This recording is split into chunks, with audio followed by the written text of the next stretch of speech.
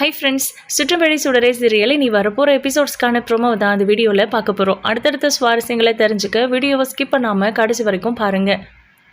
வெற்றி first time அபி தப்பு பண்ணியிருக்க வாய்ப்பு இல்லை. யாரோ ஏதோ பண்ணிவிட்டு அந்த பழியை தூக்கி அபி மேலே போட்டிருக்காங்க. முக்கியமாக நம்ம எதிரிகள் தான் யாராவது பண்ணியிருப்பாங்க அப்படின்னு வெற்றி ஃபஸ்ட்டு டைம் யோசிச்சாரு. அதை பற்றி கர்ணா கிட்ட பேசினப்போ கர்ணா வெற்றியவே மறுபடியும் கன்ஃபியூஸ் பண்ணி விட்டுட்டாரு. இந்த விஷயத்தை நான் அவ்வளோ சாதாரணமாக விட மாட்டேன் அப்படின்னு கர்ணா மறுபடியும் சபதம் எடுக்கிறாரு. ஸ்வேதாவை கல்யாணம் பண்ணணும் அப்படிங்கிற ஒரு அல்ப ஆசைக்காக எத்தனை பேரோட வாழ்க்கையில் விளையாடிட்டு இருக்காரு கர்ணா. இதெல்லாம் வெற்றிக்கு தெரிஞ்சதுன்னா எங்கே போய் முடியும் அப்படின்னு தான் தெரியல. இந்த பக்கம் பார்த்தீங்கன்னா நம்ம அபியும் சுடரும் அந்த வீட்டில் இருக்கவே கூடாது அப்படின்னு சரளா சண்முகம் கிட்ட பயங்கர சத்தமாக சண்டை போட்டுட்டு இருந்தாங்க. ஆனால் சண்முகம் ஸ்ட்ராங்காக சொல்லிட்டாங்க, இது அபியோட வீடு, அவள் விருப்பப்பட்டாதான் நம்மளே இந்த வீட்டில் இருக்க முடியும் அப்படின்லாம். அப்போது என்னை வேறு ஏதாவது ஒரு வீட்டில் தங்க வைங்க, அவள் இருக்கிற வீட்டில் நான் இருக்க மாட்டேன் அப்படின்னு சரளா பயங்கரமாக கோச்சிக்கிட்டாங்க. அப்போது நான் எதுக்கு அண்ணி இந்த வீட்டில் இருந்துக்கிட்டு உங்களை வெளியே தொடுத்துரும்னு நினைக்க போகிறேன்? அப்படியெல்லாம் நான் எதுவும் நினைக்க மாட்டேன். நீங்கள் தான் இந்த வீட்டில் இருக்கணும். இந்த வீடு உங்கள் வீடு அண்ணி. அன்றைக்கி ரெஜிஸ்ட்ரேஷன் பண்ண முடியல அப்படிங்கிறதுக்காக இந்த வீட்டு எனக்கு தான் சொந்தம் அப்படின்னு நான் எப்போவுமே பேச போகிறதில்ல. நான் மனசார சொல்கிறேன், இது உங்கள் வீடு தான் அண்ணி அப்படின்றாங்க. என் வீடு தானே, எப்படியும் என் பேரில் தானே எழுதி வைக்க போகிறேன்னு சொல்லியிருக்க, அப்புறம் என்ன, நீயும் பொண்ணும் இங்கேருந்து கிளம்புங்க, அதுதான் நல்லது அப்படின்னு சொல்கிறாங்க. சரளா அப்படின்னு சண்முகம் கத்துறாரு. நீங்கள் சும்மா இருக்கிறீங்களா? அவளே போகணும்னு நினச்சா கூட நீங்கள் விடமாட்டீங்க போல இருக்கு. நீங்களும் 2 பிள்ளைங்களை பெற்று வச்சுருக்கீங்க, ஞாபகம் இருக்கா இல்லையா? ஏற்கனவே அவளால் நம்ம குடும்பம் அசிங்கப்பட்டது, கஷ்டப்பட்டது, இப்போ வரைக்கும் அனுபவிச்சுட்டு இருக்கிற வலியும் வேதனையும் போதாதா? மாமா இறந்ததே அவளால் தானே அப்படின்னு ஏகப்பட்ட விஷயங்களை குத்தி காமிச்சு பேசுகிறாங்க. சண்முகம் ஒரே ஒரு வார்த்தை தான் கேட்குறாரு, ஏன் சரளா, ஒருவேளை அபியோட நிலைமையில உனக்கு கூட பிறந்த தம்பியோ தங்கச்சியோ இந்த மாதிரி மாட்டிக்கிட்டு இருந்தாங்க அப்படின்னா நீ இப்படி தான் பேசியிருப்பியா அப்படின்னு கேட்குறாங்க. இப்படியெல்லாம் பேசியிருப்பேனான்னு தெரியலைங்க, ஆனால் கண்டிப்பாக என் பிள்ளைங்களுக்காக நான் யோசிச்சிருப்பேன். நீங்கள் எங்கள் பிள்ளைங்களை பற்றி கூட யோசிக்க மாட்டேங்கிறீங்க அப்படின்னு கேட்குறாங்க. சண்முகம் திரும்பவும் ஆர்கியூ பண்ணதாக பார்க்குறாரு. அப்போ அபி இருந்துட்டு, அண்ணா ப்ளீஸ்ண்ணா நீங்கள் யோசிச்சு பாருங்கள், அவங்களோட பிள்ளை மேலே அவங்களுக்கு அக்கறை இருக்காதா? என் பிள்ளைக்காக யோசிச்சு தான் நான் எல்லாத்தையும் பார்த்து பண்ணிட்டுருக்கேன். அவங்களுக்கும் அதே மாதிரி மனசு இருக்க தானே செய்யும். தயவு செஞ்சு நீங்கள் அண்ணியை குறை சொல்லாதீங்க, அவங்க சொல்கிறது சரிதான். நாங்கள் இங்கே இருக்கிறதுனால எங்களுக்கு வரப்போகிற பிரச்சனை அவங்களையும் தான் தாக்கும். இது வேண்டாத வேலை தான். நான் என் பொண்ணை கூப்பிட்டுட்டு எங்கேயாவது போயிடுறேன். ஏன்னா என்னால் வேற எங்கேயும் இருக்க முடியாதுன்னு நினைக்கிறியா? எத்தனையோ வீடு வாடகைக்கு கிடைக்குது, அந்த மாதிரி இருந்துக்கிறேன். இல்லாட்டினா எங்கே இருக்க முடியும்னு நான் பார்க்குறேன். என் கூட ஜெயிலில் இருக்கிற அந்த குமுதா கிட்ட நான் பேசி அவங்களோட வீட்டுக்கு கூட நான் போயிடுறேன் அப்படிங்கிற மாதிரிலாம் சொல்லிட்டு இருக்காங்க. இதெல்லாம் கேட்கும்போது சண்முகத்துக்கு பயங்கரமாக கோவம் வருது. குழந்தைய கூப்பிட்டுட்டு அவங்க திங்ஸ்லாம் எடுத்துக்கிட்டு வெளியே கிளம்பும் போது, அபி இதுக்கு மேலே நீ ஒரு ஸ்டெப்பு வெளியே எடுத்து வச்ச அவ்வளவுதான், இந்த அண்ணனை உயிரோட பார்க்க முடியாது அப்படின்றாங்க. இதை கேட்ட உடனே அபி அப்படியே நின்றுறாங்க. என்ன இப்படியெல்லாம் பிளாக்மெயில் பண்ணி என்ன உங்கள் பக்கம் இழுத்துடலான்னு பார்க்குறீங்களா அப்படின்றாங்க சரளா. இங்கே பாரு சரளா, நான் உனக்கும் தான் சொல்கிறேன், அபி இந்த வீட்டை விட்டு போகணும் அப்படின்னா அது நான் செத்ததுக்கு அப்புறம் தான் நடக்கும் அப்படின்னு சொல்கிறாங்க. அண்ணா ப்ளீஸ்ண்ணா இப்படியெல்லாம் பேசாதீங்க அப்படின்னு அபி அழுகுறாங்க. எனக்கு வேறு வழி தெரியல அபிமா, இந்த நிலைமையில் உன்னை வெளியே விட்டுட்டு நான் இந்த வீட்டில் நடப்பணமாக தான் வாழணும், அதுக்கு நான் செத்துடுறேனே அப்படின்றாங்க. ஏமாம்மா இப்படியெல்லாம் பேசுகிறீங்க அப்படின்ட்டு. அப்போ தான் இது ஒரே ஒரு முறை வாய்ப்பு கொடு, அவங்களால நமக்கு எந்த பிரச்சனையும் வராமல் நான் பார்த்துக்கிறேன் அப்படின்னு சரளா கிட்ட சண்முகம் பேசுகிறாங்க. சத்தான் போடி, நீ என்ன என் தங்கச்சியையும் என் தங்கச்சி பிள்ளையையும் பார்த்துக்கிறது, அவளே என் பிள்ளைங்களையும் சேர்த்து பார்த்துப்பான்னு சொல்கிறதுக்கு எனக்கு எவ்வளோ நேரம் ஆயிரும்? நம்ம எல்லாரும் ஒன்றா இருக்கணும்னு நினைக்கிறேன், உனக்காகவும் தான் நான் யோசிக்கிறேன், தயவு செஞ்சு புரிஞ்சுக்கோ அப்படின்னு சண்முகம் ஒரு வார்த்தை சொல்கிறாரு. சரளாவுக்கு அது சுருக்குங்குது. இருந்தாலும் அதை பெருசாக எடுத்துக்காம, சரிங்க நீங்கள் இவ்வளோ தூரம் சொல்கிறதுனால நானும் ஒரு சில கண்டிஷன் சொல்கிறேன், அதுக்கெல்லாம் சம்மதம்னா தான் அவள் இங்கே இருக்கிறதுக்கு நான் ஒத்துக்குவேன் அப்படின்னு சொல்கிறாங்க. என்ன கண்டிஷன் சொல்லு அப்படின்னு சண்முகம் கேட்குறாரு. அப்போது சரளா இருந்துட்டு, இல்லை இனிமே அபிக்கும் எனக்கும் எந்த சம்மந்தமும் இருக்க போகிறதில்ல, நீங்கள் பேசிக்கோங்க, என்ன வேணால் பண்ணிக்கோங்க, ஆனால் அவங்க உங்கள் கூட பேசுகிறதுனால என் பிள்ளைங்களுக்கும் தான் பிரச்சனை வரப்போகுது. அதனால் நீங்கள் நம்ம பிள்ளைங்க 4 பேரும் இந்த வீட்டில் நம்ம 4 பேர் மட்டும் இருந்தால் எப்படி இருப்போமோ அப்படி தான் இருக்கணும். அவங்க இந்த வீட்டில் இருக்காங்க அப்படிங்கிறதுக்கான தடையும் எதுவுமே இருக்கக்கூடாது. என் பிள்ளைங்களோட ஒன்றாவை கண்டிப்பாக எந்த காரணத்துக்காகவும் சுடர் ஸ்கூலுக்கு போகக்கூடாது. என் பிள்ளைங்க தனியாக தான் போவாங்க, உங்கள் தங்கச்சி பொண்ணு தனியாக தான் போகணும் அப்படின்னு சொல்கிறாங்க. அபியுமே தனியாக தான் சமைச்சு சாப்பிட்ணும், எனக்கும் அவளுக்கும் எந்த சம்மந்தமும் இருக்காது, ஏன் உங்களுக்கு கூட உங்களுக்கும் சம்மந்தம் இருக்கக்கூடாது அப்படிங்கிற மாதிரிலாம் எக்கச்சக்க விஷயங்களை சொல்கிறாங்க. வீட்டுக்குள்ளே நம்ம எப்படி வேணால் இருந்துக்கலாம், பட் வெளியில் போகும்போது நம்ம யாரோ அவங்க யாரோங்கிற மாதிரி தான் இருக்கணும் அப்படின்ற மாதிரிலாம் எக்கச்சக்க கண்டிஷன் சொல்கிறாங்க. அதுக்கு அவள் வெளியவே இருந்துருவாளே அப்படின்னு அப்படின்னு. அதை தான் நானும் சொன்னேன். ஆனால் அது உங்களுக்கு பிடிக்கலையே அப்படின்றாங்க சரளா. நீ கொஞ்சமாவது மனசாட்சியோட தான் பேசுறியா அப்படின்னு நம்ம வெற்றி வந்து கோவப்படுறாரு. இங்கே பாருங்க, எனக்கு மனசாட்சி இருக்கோ இல்லையோ என் பிள்ளைங்க மேலே அக்கறை இருக்குது, அதுக்காக நான் இப்படி பேச தான் செய்வேன். உங்களுக்கு சம்மதம்னா அபிங்க தாராளமாக இருக்கட்டும், அப்படி இல்லாட்டினா நீங்கள் சொன்ன மாதிரி அவளை வேற எங்கேயாவது தங்க வச்சுடுங்க, இல்லையா எங்களை வேற எங்கேயாவது தங்க வைங்க.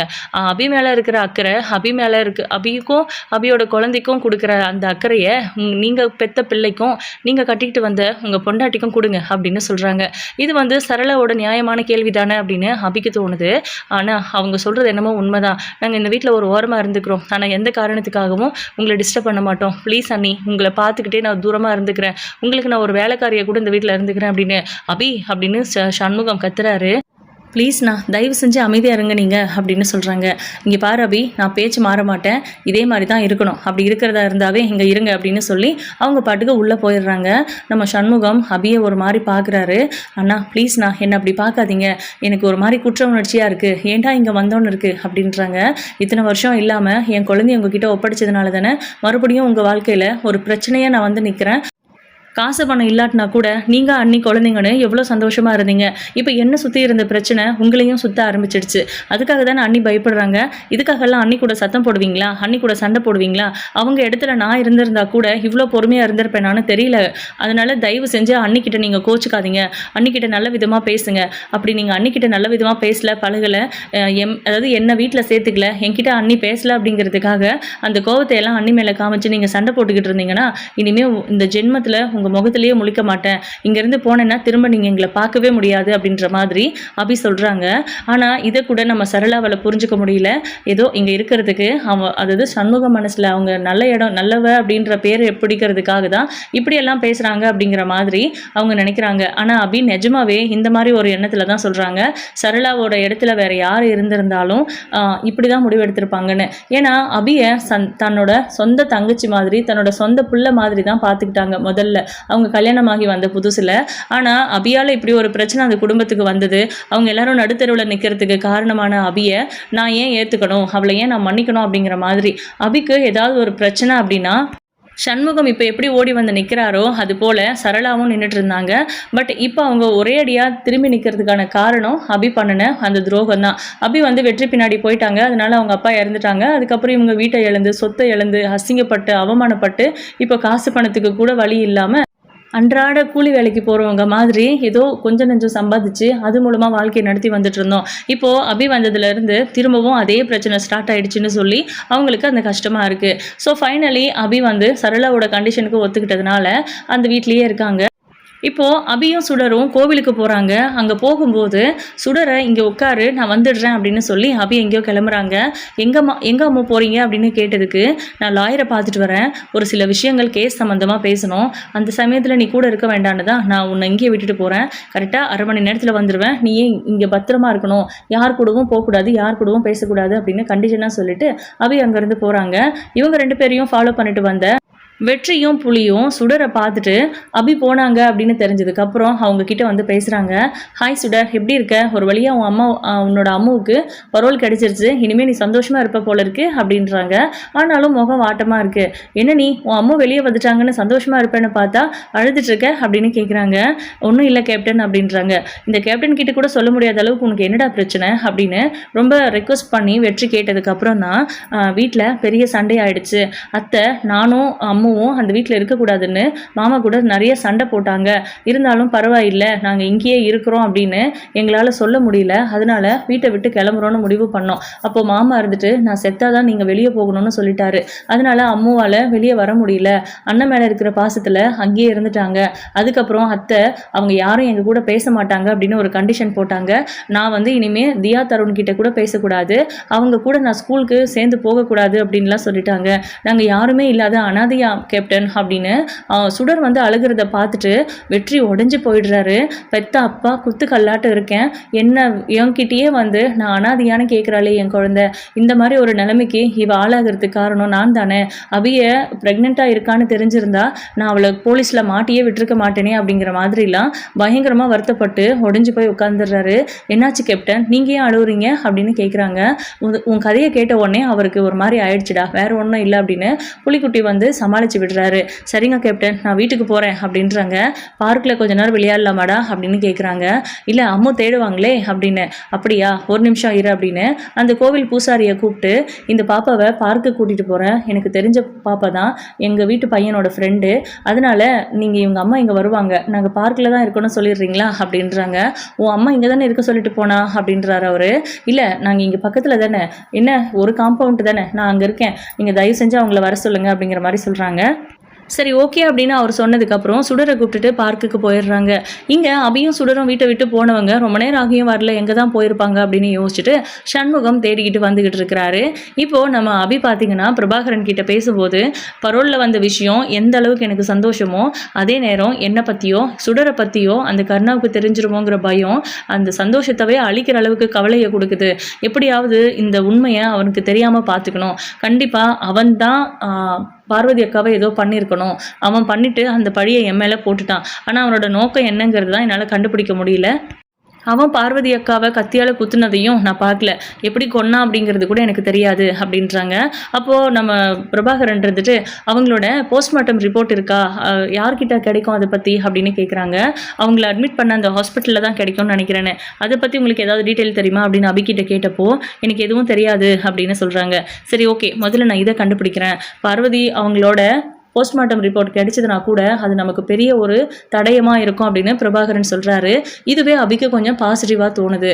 இந்த பக்கம் சுடர் தனியாக இருப்பாளேன்னு சொல்லி அபி வந்துக்கிட்டு இருக்காங்க.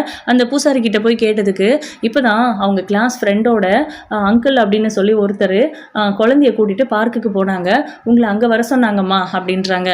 ஏன் தாத்தா அனுப்புனீங்க அப்படின்னு வருத்தப்படுறாங்க. கேப்டன்னு சொன்னாங்களா அப்படின்னு கேட்குறாங்க. ஆமாம் அப்படி தான் சொன்னாங்க அப்படின்னு சொல்கிறாங்க. சரி ஓகே அப்படின்னு சொல்லிட்டு சுடரை தேடி அந்த பார்க்குக்கு போகிறாங்க. உங்களை வர சொன்னாங்க அப்படின்னு சொன்னதுனால அங்கே போனால் வெற்றி கூட சுடர் ரொம்ப க்ளோஸாக பேசி சிரிச்சுக்கிட்டு இருக்கிறாங்க. அதை பார்த்துட்டு பயங்கர கோவம் வருது நம்ம அபிக்கு. வேகமாக அங்கே போய் சுடர் அப்படின்னு சொல்லி அடிக்கிறதுக்கு கையை ஓங்கிடுறாங்க. பயந்து நடுங்கிடுறாங்க சுடர். அபி அப்படின்னு சொல்லி வெற்றியும் கத்துறாரு. இப்போ எதுக்கு நீங்கள் கத்துறீங்க, என் பிள்ளைய நான் எப்படி வேணால் கண்டிப்பேன், யார் கூப்பிட்டாலும் வந்துடுறதா, உன்னை அங்கே தானே உட்கார சொன்னேன், எதுக்கு இங்கே வந்த அப்படின்னு சொல்லி கத்துறாங்க. இல்லாமோ கேப்டன் தான் என்னை கூட்டிகிட்டு வந்தார், அங்கே இருக்கிற பூசாரிக்கிட்ட சொல்லிட்டு தான் வந்தேன் அம்மோ அப்படின்னு அழுதுகிட்டே பயந்துக்கிட்ட சொல்கிறாங்க. குழந்தை எப்படி நடுங்குது, என்ன உன் இஷ்டத்துக்கு கை ஓங்குற அப்படின்னு கேட்குறாங்க. கேப்டன் இதுதான் என்னோட அம்மா அப்படின்னு சொல்கிறாங்க. ஓ அப்படியா, வணக்கம் அப்படின்றாங்க. ஆனால் அபி வந்து பேசுறதில்ல. சுடர் நான் உங்ககிட்ட சொல்லியிருக்கேன்ல, நான் இந்த விஷயத்தை உங்ககிட்ட சொல்ல வேண்டாம்னு நினச்சேன், ஆனால் இப்போ வேறு வழி இல்லை அப்படின்னு சொல்ல வரும்போது சுடர்கிட்ட நான் எதுவும் சொல்லலை அப்படின்னும் விஷயத்தையும் மறைமுகமாக சொல்கிறாங்க. அபிக்கு புரியுது, இன்னும் நான் தான் அவளோட அப்பா அப்படிங்கிற விஷயம் அவளுக்கு தெரியாது அப்படிங்கிற மாதிரி தெளிவாக சொல்லிடுறாங்க. அதனால் அபி வந்து கோவத்தை குறைச்சிக்கிறாங்க. ஸோ இப்போ வரைக்கும் சுடர்கிட்ட சொல்லலை போல இருக்குது அப்படிங்கிற மாதிரி. ஆனாலும் வெற்றிக்கிட்ட எதுவுமே பேசாமல் குழந்தைய கூப்பிட்டுட்டு கிளம்புறாங்க. அபி அப்படின்னு சொல்லிட்டு வெற்றி கூப்பிடுறாரு. இப்போ அபி சுடர் அங்கேயே இருக்க சொல்லிட்டு, என்ன குழந்தை முன்னாடி சீன் போடுறியா அப்படின்னு கத்துறாங்க. இன்னைக்கு சாயந்தரம் நான் இங்கே வெயிட் பண்ணுவேன், நான் உங்ககிட்ட ஒரு முக்கியமான விஷயத்தை பற்றி பேசணும் அப்படின்றாங்க. சுடரை கூட்டிகிட்டு வராமல் வந்தால் சந்தோஷம் அப்படின்னு சொல்கிறாங்க. சரி ஓகே அப்படின்னு சொல்லிட்டு என்ன ரெண்டு பேரும் பேசிகிட்டு இருந்தாங்களே அப்படின்னு யோசிச்சுட்டு கிளம்புறாங்க. அவங்க பேசினது அரைக்குறையாக நம்ம சுடருக்கு வேற கேட்டுருச்சு. இப்போ அவங்க வீட்டுக்கு போயிடுறாங்க. போகலாமா வேணாவா, போய் பேசலாமா வேணாவா அப்படின்னு யோசிச்சுட்டு இருக்காங்க. சுடரை ஸ்கூலில் விட்டுட்டு அபி வீட்டில் இருந்தாங்க. இப்போ சுடர் வந்து அபி கூப்பிட்டுட்டு வர்றதுக்காக போகலை, கொஞ்சம் ஒரு யோசனையில் இருந்துட்டாங்க. சுடர் வந்து ஸ்கூல்லேருந்து அவங்களே கிளம்பி வந்துக்கிட்டு இருக்காங்க. அவங்க வந்துட்டு இருக்கும்போது பார்க் வழியே கிராஸ் பண்ணி போகும்போது நம்ம சுடரும் அபியும் பேசிக்கிற மாதிரி பார்க்குறாங்க. ஆக்சுவலாக அந்த பார்க்கில் இவங்க ரெண்டு பேரும் இருப்பாங்க அப்படிங்கிறத கொஞ்சம் கூட எதிர்பார்க்கல நம்ம சுடர். அதனால அங்கே வந்து அவங்க கூட பேசுறதுக்காக வராங்க. அப்படி என்னதான் பேசுகிறாங்க கேட்கலாம் அப்படின்னு சொல்லி அந்த நேரத்தில் நம்ம சண்முகம் சுடரை கூப்பிடுறதுக்காக அபி போயிருக்காளா இல்லையான்னு தெரியல அப்படின்னு சொல்லிட்டு அந்த பக்கம் வந்தாங்க. சுடர் அந்த பார்க்குக்குள்ளே போகிறத பார்த்துட்டு சண்முகமும் கூடவே போகிறாரு. இங்கே பார்த்தீங்கன்னா நம்ம வெற்றி அபிக்கிட்ட என்னை மன்னிச்சிடு அபி, நீ கத்தியை எடுக்கிறது தான் பார்த்தனே தவிர குத்துறதை பார்க்கல, கண்டிப்பாக கர்ணாவோட எதிரிகள் யாரோ ஒருத்தனா கண்டிப்பாக பார்வதி அக்காவை கொண்டு இருக்கணும், அதனால் நீ அந்த வீட்டில் இருந்த காரணத்தினால உண்மையில அந்த பழியை போட்டுட்டாங்க, அதுவும் என்னோட ஒய்ஃப் அப்படிங்கிற ஒரே காரணத்தினால நீ அதுக்கு பழிகடை ஆயிட்ட அப்படின்னு தான் எனக்கு தோணுச்சு. இதை பற்றி கர்ணா கிட்ட பேசினப்ப அவன் பயங்கரமாக கோவப்படுறான், நீ பண்ண எல்லாத்தையுமே என்கிட்ட சொல்லி காமிக்கிறான், எனக்கு ஒரே குழப்பமா இருக்கு. நான் வந்து உன்னை நம்பணும்னு நெனச்சாலும், என்னால நம்ப முடியல. கண்டிப்பா பார்வதி அக்காவுக்கு என்ன நடந்துச்சுன்னு உனக்கு தெரியும். நீ சொல்லு. பார்வதி அக்காவ நீ கொலை பண்ணியா? அப்படின்னு கேட்குறாங்க. அதானே அப்படின்னு சொல்லி சிரிக்கிறாங்க. இல்ல நான் சீரியஸா கேட்குறேன். என்கிட்ட நீ சொல்லு. நான் இதுக்கு முன்னாடியே கேட்டிருந்திருக்கணும். கேட்காம விட்டது என்னோட தப்பு அப்படின்னு சொல்லிட்டு இருக்காங்க. இப்ப பார்த்தீங்கன்னா, நம்ம சுடர் பக்கத்துல வந்துட்டாங்க. அவங்க பேசிக்கிறதெல்லாம் கேட்டுடுச்சு. அபி இருந்துட்டு நான் கொலை பண்ணல. ஆனா கண்டிப்பா அவங்கள கொலை பண்ணது யாருன்னுலாம் என்னால கண்டுபிடிக்க முடியாது. ஆனா நான் எந்த தப்பும் பண்ணலன்னு ப்ரூவ் பண்ணிட்டு, நான் என் பொண்ணு கூட இருக்கணுங்கிறதுக்காக வெளிய வரணும் அப்படின்னு சொல்லிட்டு இருக்காங்க. அப்போ பேச வந்தது பேசியாச்சுல்ல, நான் கிளம்புறேன் அப்படின்னு இப்படி திரும்புறாங்க. கைய புடிச்சுக்கிட்டு அப்படியே மண்டிக்கிட்டு மன்னிப்பு கேட்குறாங்க. நான் பண்ணுன பாவம் தான். என் குழந்தைய கூட என்னால பார்க்க முடியாம போயிருச்சு. அவகிட்ட சொல்லு உன் அப்பா நல்லவன் அப்படின்னு. அப்பதான் அவ என்கிட்ட பேசுவா அப்படிங்கிற மாதிரிலாம் சொல்லிட்டு திரும்பி பார்த்தா அங்க வந்து நம்ம சுடரு, சண்முகம்லாம் நிக்கிறாங்க. இதுக்கப்புறம் என்ன நடக்க போகுது, அபி வெற்றியை பத்தி என்ன சொல்ல போறாங்க அப்படிங்கறதெல்லாம் வெயிட் பண்ணி பார்க்கலாம். உங்களோட கருத்துக்களை கமெண்ட் பண்ணுங்க. இந்த வீடியோ உங்களுக்கு பிடிச்சிருந்தா லைக் பண்ணுங்க, ஷேர் பண்ணுங்க. தேங்க்யூ.